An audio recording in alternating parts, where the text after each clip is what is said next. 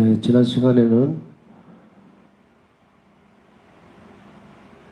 나 자신에 대해 참되이 알게 됨으로써 내 영혼은 깊이 겸손해지며 튼튼해졌다. 일기 1336번까지 했었죠. 자신을 참되게 알게 됨으로써 영혼은 아주 깊이 겸손해지게 됩니다. 하나님 앞에서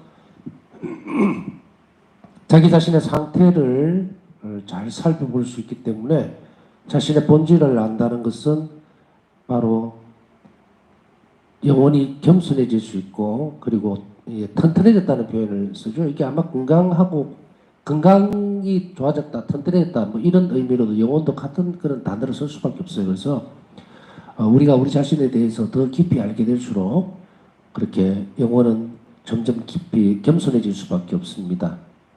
우리가 매번의 상황에 맞닥뜨릴 때마다 우리는 하나님 앞에 가서 우리 자신의 상태를 잘 살펴볼 필요가 있습니다. 우리의 상황이 어려워지고 또 힘이 들고 이럴 때마다 우리는 본질적인 근본적인 태도로 돌아가야 되는데, 그것은 혹시나 우리가 하나님 보시기에 겸손하지 못한 부분들이 무엇이 있는가, 그것을 잘 성찰해내면 은총이 우리 안으로 쉽게 흘러 들어오게 됩니다. 쉽게 흘러 들어오게 돼요. 이 세상을 살아가면서 우리는 아주 강철 같은 그런 사람들이 아닙니다. 그렇기 때문에 우리의 결심은 아주 심하게 흔들릴 때도 있고, 너무 어이없이 무너질 때도 있고, 항상 불안해지고, 그리고 안정을 찾지 못하는 경우가 비일비재합니다, 사실은.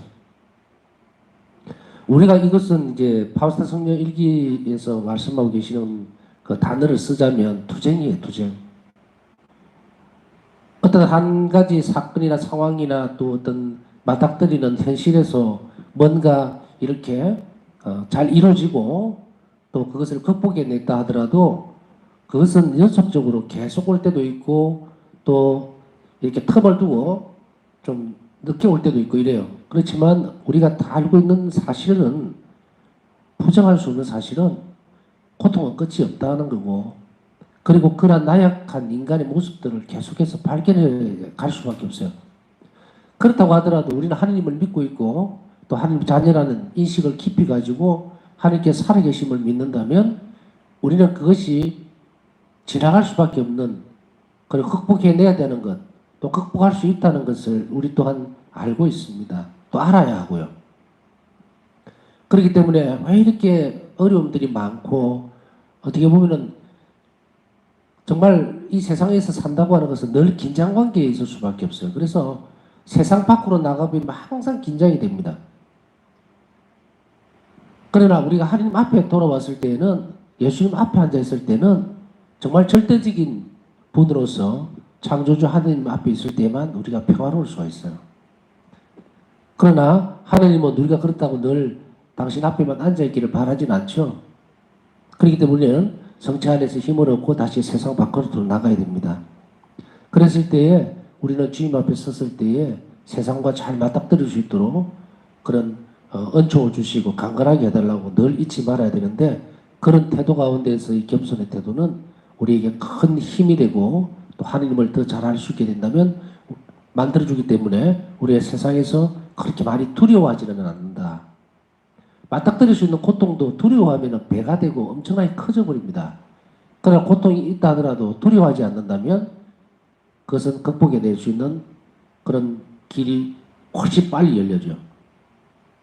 그래서 우리는 이런 세상적인 문제들도 하나님께 잘 상의하면서 우리가 오늘 하루 살면서 뭔가 불안해하고 또 걱정도 많고 근심도 많고 그래 했다 하더라도 이 시간만큼은 또 하루가 저물었습니다. 주님께 내놓고, 그리고 오늘 하루의 삶을 잘 봉헌한다면 그것 또한 지나간 일이 되는 거예요. 항상 아까 말씀드렸듯이 늘 어떤 부분들에 있어서 하나가 되었다고 해서 두 번째가 될 일은 없지만 내일 또 똑같은 일이 벌어질 수도 있고 또 불안할 수도 있어요. 왜냐하면 마귀는 끊임없이 우리가 죽을 때까지 계속해서 괴롭힐 수밖에 없어요. 세상 가운데서 그렇게 휘적거리고 다닙니다. 그렇기 때문에 매일 새로운 어떤 어려움에 봉착할 수밖에 없다는 것, 그게 우리 인간의 비참함이면서 동시에 우리가 그러함에도 불구하고 하느님의 사랑을 받고 있다는 것, 그리고 구원에서 늘 승리할 수 있다는 것을 보증해 주시는 예수님이 계시기 때문에 성체 안에 그 보증이 우리 구원의 보증입니다. 우리가 승리할 수 있다는 보증이에요. 성체는 그거거든요. 그렇기 때문에 우리는 그것에서도 큰 희망을 발견할 수 있고 살아갈 수 있는 힘을 얻게 됩니다. 바울사 성령은 자신에 대해 알 수 있는 은총을 예수님께 청했습니다. 우리가 자신에 대해서 잘 모른다고 그랬죠. 세상에 있는 수없이 많은 철학자들이 삶은 무엇이냐, 인간은 무엇이냐 아무리 따져봐도 몰라요. 결국 그 존재들조차도 여러 수천 년, 수만 년 동안 쭉 이어오면서 그런 수없이 많은 질문들을 해봤지만 답을 준 사람은 한 명도 없어요. 이 땅에 지금 아무도 없죠. 다 죽어버리고. 그러나 우리는 하느님 앞에 갔을 때에는 그 사실을 알 수 있다는 것을 믿음으로 우리는 알고 있습니다. 그렇기 때문에 우리 또한 마찬가지로 바울사 성령은 늘 당신 자신에 대해서 겸손은 본질적으로 자신을 아는 거라 그랬죠. 그렇기 때문에 늘 예수님께 가서 그것을 알 수 있는 은총을 청했습니다. 자비로우신 예수님 청하오니 제 마음을 비추어 주소서. 그래서 제가 무한한 분이신 당신을 더 잘 알게 되고 무 자체인 저 자신에 대해 더욱 잘 알게 해주소서. 일기 376번이죠. 결국 우리 자신을 알 수 있게 되는 것은 하나님 은총밖에는 없다는 것. 그럼 은총밖에 없다는 것을 알게 되면 무엇을 해야 합니까? 기도로 늘 청해야 됩니다. 바울사 성령의 이 청원은 무엇보다도 무한한 분이신 하느님과의 관계 안에서 자신에 대해 아는 것을 의미합니다. 나를 알게 해달라는 것은 예수님과 나와의 관계, 하느님과 나와의 관계 안에서 많이 자신을 알 수 있다는 것을 의미한다 이 말이에요. 그렇기 때문에 우리가 하느님 앞에서 항상 우리가 이제 하느님 앞에서라는 이야기를 할 때에 우리가 다음에 이제 성사에 대해서 배우고 전례에 대해서 또 배울 기회가 있겠습니다만은 항상 이게 하느님 앞에서라는 표현을 쓸 때에 다른 곳도 있을 수 있어요. 우리가 기도하면서 또 가정에서 성상 앞에서 십자가 앞에서 해도 하나님 앞에서는 됩니다. 그러나 확실하게 나는 여기 있겠다라고 존재를 확실하게 드러내는 것은 바로 성체죠. 그렇기 때문에 우리는 성체 앞에 왔을 때가 가장 중요한 순간이 될 수밖에 없어요. 그렇기 때문에 이 청원들, 하나님 앞에서 청하는 이 부분들은 바로 예수님 앞에서 성체 앞에서 되어지는 것이 맞다 이 말이죠. 다른 말로 하면은 우리가 가정에서 예를 들어서 기도를 할 때에 내가 오늘 존재하는 상태에 따라서 내가 죄를 많이 지은 상태냐 아니면은 또 뭐 잘못을 많이 저지른 상태냐 혹은 신앙이 약하냐 그 정도에 따라서 우리가 정말 예수님 성화상분을 모시고 있다 하더라도 값이 기도하더라도 그게 존재하시는 정도가 달라져 버립니다. 그러나 성체는 달라요. 내가 죄인으로 오든 아니면 정말 오늘은 정말 예수님 마음에 드는 그런 사람으로 오든 아주 신실한 마음을 갖고 오든 내 상태하고는 아무 상관없이 주님은 계시는 거예요. 이게 진리죠. 그렇기 때문에 이것이 어느 쪽을 선택해야 될지 아시겠죠? 그래서 성체 앞에서는 정말 잘못될 것이 없고 또 예수님께서 존재하시지 않는 순간이 없다는 것도 우리가 알아들어야 됩니다. 그래서 이제 성체 조배를 자주 하라는 그 말씀이에요. 이 말은 진리와 하느님의 거룩하신 본질에 대한 깊은 통찰에서 나온 것입니다. 그분 앞에서 흙으로 만들어진 인간은 아무것도 아닙니다. 무와도 같다. 이 말은 과장된 말이거나 위선적인 자기 비하의 표현이 아니다. 과장되지 않았죠. 위선적이지도 않습니다. 그렇다고 비하시킨 것도 아니에요. 우리 자신의 비참함, 나는 뭐 아무것도 아니야, 정말 쓸모없어, 이런 그 자기 비하적인 표현이 아니란 이야기예요. 본질을 본 거죠. 그래서 우리는 사순시기에 보면은 제수일날 죄를 머리 얹을 때 뭐라 그럽니까? 인간은 너는 흙에서 왔으니 흙으로 돌아갈 것을 명심하여라 그러죠. 그걸 기억하라 그러죠. 이것은 바로 흙으로 돌아가야 되는 본질, 존재 자체에 대한 거기에서 나오는 부분이라는 이야기입니다. 자기 비하나 자기를 업신여기는 그런 태도가 아니라는 이야기입니다. 깊은 통찰이라는 것은 바로 이 부분이에요. 하나님께서 나를 창조하셨고 그래서 이런 부분들이 성찰하다 보면은 이것이 다음 단계로 넘어가는데 그 단계에서 우리가 울림이 오는 큰 소리는 뭐냐면 우리 인간은 하나님께서 하느님은 우리 인간이 필요 없어요. 이 말을 잘 새겨들어야 돼요. 우리가 없다고 해서 하나님 존재하시지 않는 거예요. 않을 수 없어요. 우리가 없어도 하나님 존재하신다고. 그런데 하나님께서는 왜 인간을 창조하셨냐면 당신의 무한한 자비 때문에 창조가 된 겁니다. 우리가. 그 무한한 자비의 특성 혹은 본질은 뭐예요? 인간을 행복하게 하자는 거예요. 그렇기 때문에 인간이 창조된 내 삶의 본질은 뭐냐면 하나님 사랑을 가득 받아서 태어났기 때문에 하나님 사랑 안에서 살도록 창조된 거예요. 자, 이렇게 보면 우리가 존재한다고 해서 하느님이 더 영광스럽게 되거나 또 더 어떤 큰 기쁨이 되거나 이런 거 없어요. 하느님은 완전하다는 건 뭡니까? 더 필요가 없다는 얘기예요. 그럼에도 불구하고 사람이 창조된 거예요. 그것은 온전히 하느님의 무한한 자비 때문이다. 그 관계를 잘 깊이 이해하면 우리 본질을 알 수 있게 되고, 우리 본질을 알 수 있게 되면 하나님 앞에 우리가 참 하나님 사랑 없이는 정말로 먼지와 같다는 것을 알게 되죠. 그것이 이제 이 겸손을 시작하는 그 과정이에요. 본질을 안다는 것, 자신을 안다는 것. 하느님 앞에서 인간은 자신의 존재가 비참함과 무라는 참된 인식을 가져야만 한다. 하느님 없이는 인간의 자체가 내 자신이 아무것도 아니고 무로 돌아간다. 없어져 버리는 그런 존재라는 것. 그리고 죽을 수밖에 없다. 우리가 세상을 살아가면서 정말 아동바동하고 모든 걸 다 해도 결국은 뭡니까? 죽음이라는 것에 맞닥뜨릴 수밖에 없어요. 그러니까 이게 뭐지? 인생이 뭔가? 살면 뭐하나? 결국 죽을 텐데 이렇게 나오죠. 그게 비참함이에요. 인간의. 그러나 인간의 위대함은 뭐냐? 하나님 사랑을 받아서 영원히 살 수 있게 될 수 있다는 거예요. 그게 인간의 위대함이 있다. 세상 만물의 모든 동식물들은 다 없어집니다. 영원성이 없어요. 그러나 사람만 있단 말이에요. 하나님께서 당신 모상을 닮게 창조를 하셨기 때문에 우리 안에는 영원성이 있어요. 그래서 위대한 겁니다. 영원히 살 수 있는 존재는 이 지구상에 인간밖에 없어요. 그것이 위대한 측면이지만 죽을 수밖에 없기 때문에 비참하다는 거예요. 이 관계에 대해서 참된 인식을 가질 때 우리가 아무것도 아니고 주님 보시기에 하나님 없이는 아무것도 아니라는 것을 인식할 수 있게 되고 그렇게 낮춰진다는 이야기입니다. 지극히 거룩하신 절대자 앞에서 자신에 대해 알게 되었던 바우사 수녀는 어미하신 하나님 앞에서 깊은 겸손을 가질 수 있었다. 은총 덕분입니다. 지극히 거룩하신 절대자 앞에서 자신에 대해 알게 되었다는 것은 이 빛을 비친 거예요. 그래서 이게 영혼을 비춰주십시오라고 했을 때 우리는 우리 자신의 비참함에 대해서 우리 존재에 대해서 본질에 대해서 알게 해주십시오라고 하나님께 은총을 청해야 합니다. 그렇게 해야만 겸손해질 수 있어요. 나는 가만히 있으면서 겸손을 청한다. 나는 겸손해지려고 애를 쓴다. 안 됩니다. 할 수가 없어요. 인간에는 겸손함이 없습니다. 하나님께서 먼저 주셔야 돼요. 그러면 우리가 할 수 있는 것은 뭡니까? 기도할 수 있죠. 기도할 수 있습니다.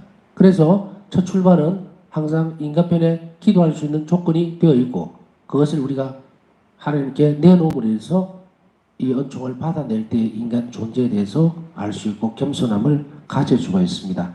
그래서 바우사 성녀는 먼저 하나님께서 우리 영혼을 비춰주시기를 청했고 그리고 기도로서 은총을 받아냈습니다. 그렇기 때문에 깊은 겸손을 가질 수 있었다라고 이야기할 수가 있죠. 그 다음에 자신에 대한 지식은 첫 번째로 바우사 성녀가 하나님께 의지해야 한다는 것을 확실하게 알려주었습니다. 우리 자신들의 본질적인 것을 잘 알게 될 때에 바우사 성녀는 무엇을 알게 되는가? 하느님 없이는 나가 아무것도 아니구나. 그러니까 절대적으로 하나님께 의지해야 한다는 것을 확실하게 알게 되었고 그 다음에 자신을 무라고 부른 것처럼 무한하신 분 앞에서 인간 존재의 자금을 알게 해주었다. 이거 은총 없이는 불가능한 문제입니다. 자꾸 은총 이야기를 하는데 이 그라시아라고 하는 것은요. 하나님에게서만 주어지는 건데 우리가 머리로 생각해서 절대로 겸손 안 해집니다. 묵상이라고 하는 것을 머리로 하면 어느 한계가 있습니다. 이것이 우리 마음과 영혼 안으로 들어와 버려야 돼요. 그랬을 때에 우리는 이것이 살아 움직인다 이렇게 표현을 쓰거든요. 머리로 되어지는 건 내가 겸손해져야지 결심하고 그 겸손은 뭐지? 절대로 겸손해지지 않습니다. 무한하신 분 앞에서 인간 존재가 작게 된다라고 하는 것은 자신에 대한 지식이 쌓여갈 때입니다. 그래서 내가 결국은 이렇게 인생이 허망하구나, 혹은 내가 이런 일들을 할 때에 우리 지식을 자꾸 쌓아가는 거예요. 이런 관계를 통해서. 사람 사이에서 무슨 일을 하면서, 그래, 인간은 결국은 내가 아무리 노력을 해도 하나님 도움 없이는 이게 절대로 어떤 것도 이루어지지 않는구나라고 알게 되는 그런 것들이 지식이거든요. 그것이 받아들이게 되는 게 그게 지식이야. 그게 지식이 깊어지면 이제 이렇게 되는 거예요. 예수님께서는 바로 바우사 승려에게 자신이 나는 아무것도 아닙니다. 나는 먼지에서 왔고 무로 돌아갈 것입니다. 무에서 창조됐고 무로 돌아갈 수밖에 없는 존재의 생명을 불어넣어 주셔서 영원한 생명을 주신 하나님께 어떻게 된다? 감사드리게 되니까 존재를 알게 되죠. 그래서 바로 이런 지식들이 출발이 되어서 아주 자신이 너무도 작게 된다는 사실을 알게 됩니다. 은총의 빛입니다. 이거 없이는 사람은 겸손해지지 않습니다. 머리로 공부해서 겸손해질까요? 아닙니다. 생활 속에서 겸손해지려고 애를 쓴다고 해서 되는 거냐? 아닙니다. 은총의 협력 없이는 절대로 불가능해요. 그래서 어떤 교만한 사람들, 우리 세상에서 그런 사람들 많이 봅니다. 야, 저 사람 참 교만하다. 저 사람 정말 너무 혼자 잘난 척한다. 뭐 이런 그 사람들하고 대화해 보세요. 100번, 1000번 얘기해도 못 알아듣습니다. 본인은 겸손하다고 생각합니다. 얼마나 비참한 인간이에요. 얼마나 비참한 상태입니까? 우리 주변을 조금만 돌아봐도 알거든요. 그때 우리는 이런 생각을 하죠. 하느님 은총 없이는 저 사람 본질적으로 변하지 않는다. 다른 사람을 보면서 알아요. 우리 자신도 그 반사되는 거울이거든요. 그 사람들을 비난하고 뭘 하기보다는 그 속에서 내를 보는 거예요. 나 자신을 볼 때에 내가 하나님께 돌아가야 되겠구나. 내가 하나님 은총 없이는 절대로 겸손해질 수 없겠다. 내 자신을 모르게 되는구나. 이것을 알게 되었다는 이야기죠. 추상적으로 자신이 무라고 공언하는 것을 거치지 않고 자신의 도덕적인 약점을 구체적으로 인정하고 고백했습니다. 추상적으로 아이고 나는 뭐 먼지로 돌아가고 나는 아무것도 아닙니다. 이렇게 추상적으로 말로만 한 것이 아니라 바우사 승려는 자신의 도덕적인 약점을 구체적으로 인정하고 고백해냈습니다. 구체적으로. 도덕적인 약점이라고 하는 것이 뭔가? 내가 사람들하고 상대할 때에 또 어떤 일을 처리할 때에 그런 관계에 있어서 내가 부족한 것이 드러나요. 그것을 인정하고 하나님 앞에 고백해내는 것이 계속되어져야 된다. 주님, 제가 오늘 이런 부분에 있어서 제가 제 자신을 너무 챙기다 보니까 예를 들어서 드리는 말씀이요. 내 자신을 너무 생각하고 이걸 먼저 생각하다 보니까 이러한 일들을 함으로 해서 그만하고 그 사람을 억압했고 또 불평등하게 되었습니다. 이런 부분들이 약점인 거예요. 그 약점을 그냥 넘어간 것이 아니라 바우사 승려는 그런 것들을 가지고서 하나님 앞에 고백해냅니다. 제가 부족해서 또 내 걸 먼저 챙기다 보니까 다른 사람에게 부당한 어떤 일들을 또 말을 해버렸습니다. 이게 약점이거든요. 그걸 인정하지 하고 고백하지 않으면 우리는 겸손한 태도를 가질 수가 없어요. 그렇기 때문에 이걸 계속 실행해 나갔다는 이야기예요. 추상적으로만 고백한 것이 아니다. 예수님께서 넌 나 자신에 대해 알 수 있는 은총을 주셨다. 하나님의 비단에서 나는 나의 주요한 결점들을 인지한다. 결점들을 인지한다라고 하는 말은 이것들을 알아들었을 내 결점이 뭔지를 알아들었을 때에 우리는 그것으로 인해서 겸손해질 수 있거든요. 그러니까 하나님께서는 예수님께서는 바우사 승려에게 그 은총의 빛을 비춰주셨어요. 우리에게도 그렇게 해주시도록 청해야 합니다. 똑같아요. 그렇기 때문에 우리가 하나님 비단에서 이런 결점들을 찾아낼 수 있기 때문에 내가 누군지 내 본질적으로 또 무엇이 교만했는지 그것들을 찾아낼 수가 있어요. 그러니까 이 은총이 그만큼 중요하다는 이야기입니다. 바우사 승려는 몇 가지 중요한 결점들을 인식을 했어요. 인지를 알아들었어요. 하나님의 은총으로. 첫 번째는 내가 내 자신 안에 문을 닫아 걸도록 만들며 장상의 관계에서 단순함이 부족하도록 만드는 교만이다. 내 자신 안에 상대방에게 개방되지를 못하고 문을 꼭꼭 싸매고 있는 것, 이거 문을 닫아버리는 것. 그 다음에 어떤 사람하고 얘기를 합니다. 예를 들어서 이 사람 이야기가 시원찮아요. 좀 마음에 안 들 때도 있죠. 말문을 딱 닫아버리는 거. 말문을 닫는다는 것은 마음의 문을 닫는다는 거죠. 그냥 무관심해버려요. 귀를 신중하게 기울이지 않습니다. 이게 정말 어찌 보면 구별하기가 상당히 힘들지만 마음 문을 닫아버린다는 것은 상당히 교만이에요. 이게 결점이다. 이것이 교만이라고 꽉 찍어서 이야기하기보다는 겸손하지 못한 태도라고 보는 것이 맞다는 거예요. 그걸 뭘 교만이라고 얘기하느냐 이렇게 따지는 것이 아니라 그렇게 분석할 필요는 없어요. 일단 겸손하지 못한 태도였다는 거예요. 내 결점이. 그러면 그걸 고쳐야 합니다. 그래서 어떤 사람들에게는 문을 우리가 알잖아요. 이거 말로 표현을 다 하고 또 뭘 안 해도 내가 문을 닫는다는 것이 무슨 말인지 마음의 문을 닫아버리면은 거의 사랑과 반대되는 개념이 되어버립니다. 무관심.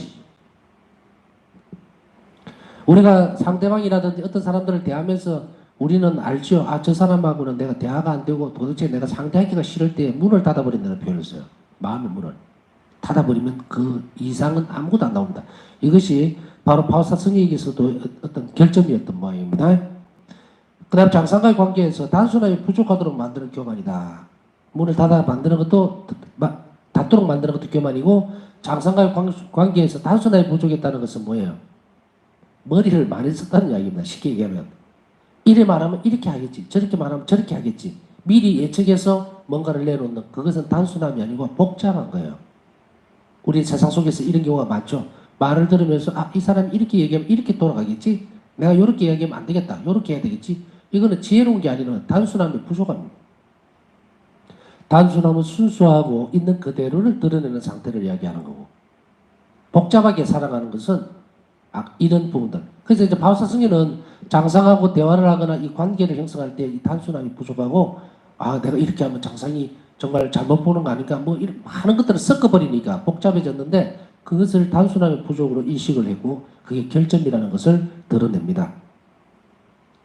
두 번째 결점은 말과 관련된다. 때때로 나는 말을 너무 많이 한다. 그러나 예수님께서는 내가 그 시간을 연옥 영혼들을 위한 대사를 얻어주는 짧은 기도로 바치는 데 사용하기를 원하신다. 바오사 성령은 당신 자신의 결점. 그래서 어떻게 보면 바오사 성령 같은 분이 뭔 그렇게 말을 많이 하셨을까라고 생각을 할 수도 있습니다. 그러나 바오사 성령 일기를 이렇게 살펴보면은 그 휴식 시간에 동료 수녀들하고 지내는 어떤 그 과정 안에서 뭐 오락 시간도 있었을 것이고 또 자유 시간 가운데에서 자유롭게 대화를 하는 그런 시간도 있었을 거예요. 있다고 나왔죠. 근데 그 중에서도 이제 어떤 때는 말을 너무 많이 한 것 같다라는 그런 생각이 들 때가 있는데 수도원 안에서 뭐 그 휴식 시간에 잠깐 말하는 게 얼마나 많은 수다를 떨었겠습니까마는 그러나 예수님은 바오사 성령에게 그 시간을 무엇을 위해서 쓰기를 바라셨냐면 연옥 영혼들을 위한 대사를 얻어주는 짧은 기도를 바치는데 사용하기를 원하신다. 우리도 이런 부분들을 잘 살펴볼 필요가 있습니다. 쓸데없는 말을 많이 하거나 또 쓸데없는 데 시간을 허비할 때 예수님은 우리 영혼에게 이 부분을 요청을 할 수 있다. 또 할 것입니다. 너는 그 시간에 왜 그렇게 허비를 하느냐. 연옥 영혼들을 위해서 대사를 얻을 수 있는 짧은 기도나 자비 기도를 바치도록 요청하는 것. 이것이 점진적으로 귀를 기울여 갈수록 그래서 나중에는 이제 바오사 성령에게는 예수님의 요청과 또 이것이 큰 기쁨이 된다는 것을 점진적으로 알기 때문에 인해서 말수가 줄어들고 그렇다고 해서 말수가 줄어든다고 해서 사람들하고 대화를 끊어버린 거 아닙니다. 나중에 보면은 바오사 성령은 많은 말을 하기보다는 많이 들어주는 쪽으로 있었어요.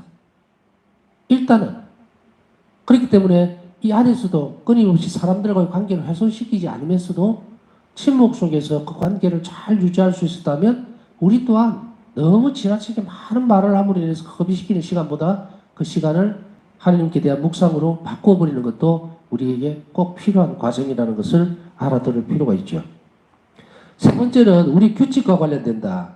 나는 규칙들, 특히 침묵과 같은 규칙들을 어길 수 있는 상황을 피하기 위해 충분히 노력하지 않았다. 일기 476번. 여러분들은 일반적으로 수도자가 아닌 경우에는 이 침묵이라고 하는 것에 대해서 규칙에 대해서 뭐 생소할 수밖에 없습니다만은 그러나 규칙은 아니라 하더라도 적어도 우리가 어느 시간을 일정하게는 혼자 있을 필요가 있다. 내적인 침묵을 지킬 필요가 있다는 것도 우리는 한번 알아들을 필요가 있습니다. 어떤 경우에는 굉장히 부산스럽게 기도를 바치는 사람들을 볼 수가 있어요. 어떤 사람들이냐면 대화를 하면서도 묵주를 계속 돌리는 사람이 있어요. 참 신기하더라고요. 묵주를 손을 들고 있으면서 뭐라 간섭 다 하고 들을 거 다 듣고 그 다음에 또 하고 또 그 죽도밥도 아닙니다. 기도는 정성이에요. 그렇기 때문에 그래서 전에 습관적인 기도에 대해서 이야기를 잠깐 드린 적 있잖아요. 내가 뭐 하루에 50단을 해야 되는데 그 채울 시간이 없으니까 막 사람들하고 대화하면서 전화하면서 막 기도를 같이 한다. 그래서 나중에 바울사 성제처럼 되면 그렇게 가능할지 모르겠어요. 바울사 성제는 일상적인 일을 하면서도 수행하면서도 예수님과 한시도 떨어진 적이 없었기 때문에 그때 가능할지 모르겠지만 일반적으로는 참 좋지 못한 습관입니다. 차라리 그렇게 해서 기도를 시간을 허비하는 것보다는 정성스럽게 기도를 줄여서 정말 집중해서 하나님을 사랑하는 마음으로 기도를 바치기를 권고를 하고 싶네요. 그 다음에 바울사 성령은 자신의 잘못을 합리화하거나 결점을 최소화하지 않았다. 그녀는 자신에 대해 아는 것을 두려워하지 않았으며 자신을 진실하게 바라보는 용기를 가졌다. 그래서 그녀는 그렇게 빨리 영성적으로 뿌리를 내릴 수 있었다. 자, 여기에 나옵니다. 바울사 성녀가 어떻게 그렇게 빠르게 영성적으로 뿌리를 내릴 수 있었는지, 그것은 자신의 결점이라든지 자신의 잘못이라든지 이런 것들을 합리화하지 않았어요. 자기가 잘못했으면 잘못된 걸 그대로 인정을 하고 그 다음에 자신의 결점들이 발견되었을 때 그거를 막 감추려고 애를 쓰지도 않았고, 그리고 특히나 자기 자신에 대해서 아는 것을 두려워하지 않았습니다. 자신을 있는 그대로 바라보는 용기를 가지고, 이거 참 어떤 때는 힘듭니다. 우리는 우리 자신의 생각이고 우리 자신의 마음이기 때문에 나를 진솔하고 진실 있는 그대로 보려고 하는 그런 것이 가능하다고 생각하지만 상당히 어려운 일입니다. 자기 결점을 특히나 들여다보려고 할 때는요, 굉장히 괴로워요. 그래서 우리는 시선을 자꾸 회피하려고 하거나 생각을 안 하려고 합니다. 그러나 그렇게 되면은 이 영적 발전에 있어서 큰 걸림돌이 돼요. 예수님은 바울사 성령에게 이런 대목들을 말씀하셨던 부분들을 기억하실 거예요. 너는 나에게 왔을 때 너희 자신의 가장 부끄러워하는 부분들을 나에게 말해라. 묵상을 하거나 우리 자신을 돌아보면서요, 우리 자신의 저 내면 안에 가장 부끄럽거나 결정적인 부분들 이거 끄집어내려고 하는 거 그 굉장히 힘들고 아픕니다. 그런데 그것을 끄집어내고 이걸 하는 것은 뭐 자랑을 하려고 하는 것도 아니고 아무것도 아니에요. 진실된 내 모습을 있는 그대로 보는 용기가 필요할 때 그게 가능해져요. 그것을 봐야만 내 자신을 제대로 알 수 있어요. 하나님 앞에 서 있는 내 자신의 모습을. 그렇지 못하면 우리가 아무리 통회를 하고 주님 저는 불쌍한 사람입니다. 제 영혼은 비참하고 뭐 아무리 입으로만 얘기를 해봤자 아무 소용이 없어요. 그 밑에는 전부 감추어져 있어요. 그래서 바울사 성령처럼 우리도 제 영혼, 우리 본질을 잘 알 수 있는 은총도 청하면서 그 다음에 우리 자신을 잘 들여다보려고 할 때 그 덩어리가 쑥 올라와요. 어떤 때는 너무 힘들고 무거울 때도 있어요. 그러나 은총의 힘으로 그것을 드러내버리면 본질적으로 그 영혼을 자신에게는 그 영혼의 상태를 볼 수가 있고 자신을 알게 돼요. 그래서 어떤 때는 아주 비참하고 어떤 때는 정말 내가 이 정도밖에 안 된다는 낙담이 굉장히 심할 수도 있습니다. 그러나 그것을 두려워해서는 안 돼요. 그것은 결코 낙담으로 이어지지는 않습니다. 자기 경멸을 한다든지 자기를 막 비하한다든지 그렇게 되질 않아요. 왜냐하면 은총에 기대면 돼요. 그래서 이런 부분들을 주님 앞에서, 그러니까 바울사 성령은 이런 부분들을 어디에서 했느냐면 항상 성체 앞에서 한 거예요. 다른 데 숨어서 한 게 아니라 성체 앞에 와서 그걸 드러내고 본질을 봤기 때문에 영성적으로 굉장히 빠르게 뿌리를 내리고 깊어질 수 있다. 그래서 우리 자신을 스스로 안다는 것은 영적 성장에 있어서 얼마나 중요한지 모릅니다. 그것을 모르면은 정말 돌밭에다가 씨를 뿌리는 것하고 똑같습니다. 이만큼 중요한 것이기 때문에 우리는 이 부분들을 잘 새겨두고 또 실행해야 합니다. 추상적으로 그렇지 나도 그런 적이 있었어 그거 갖고 안 됩니다. 실행해야 돼요. 바울사 성령은 자신의 결점을 있는 그대로 판단하면서 이를 인식하고 밝혔다. 예수님께서는 친히 그녀가 자신의 잘못의 원인을 알 수 있도록 도와주셨다. 그렇습니다. 우리 결정을 알 수 있는 것은 그 원인이 있거든요. 그리고 어떤 잘못이 계속 저질러질 때 죄의 뿌리를 보라는 이야기가 그 원인을 알게 되면 그것을 반복하지를 않아요. 그렇기 때문에 어떤 사람들에게 있어서 악습이다 혹은 반복되는 죄가 있을 때 무엇을 못 보기 때문에 끊어버리지를 못하느냐면 그 생기는 뿌리를 못 봐서 그래요. 환경이 되든지 상황이 되든지 조건이 되든지 보면 그 죄가 반복되는 뿌리가 있거든요. 그 뿌리를 잘라내야만 이것이 없어져 버리는데 그 뿌리를 못 보는 거죠. 안 보려고 할 수도 있고. 왜냐하면 위에 올라와 있는 것이 악습이라 하더라도 그것이 그렇게 뭐 죽을 죄냐, 정말로 이게 나를 얼마나 비참하게 만드느냐, 그것에 대한 인식이 없기 때문이에요. 그렇기 때문에 이 부분을 가지고서 바로 예수님 앞에 가서 죄의 근원이 되는 그 뿌리를 하나님 은총으로 알 수 있도록 도와달라고 하면 이 뿌리가 보인단 말이에요. 그러면 주님께 간청하고 도움을 청해야 합니다. 그리고 그걸 잘라내야 돼요. 그러면 그것이 없어져요. 저녁에 나는 내가 오늘 왜 그렇게 유난히 실수를 많이 했는지에 대해 생각하고 있었다. 그때 나는 음성을 들었다. 너는 너 자신에게 너무 많이 의지하고 나에게는 거의 의지하지 않는다. 나는 내 잘못의 원인을 깨달았다. 그 생각한 거예요. 묵상하고 있었죠. 왜 이럴까?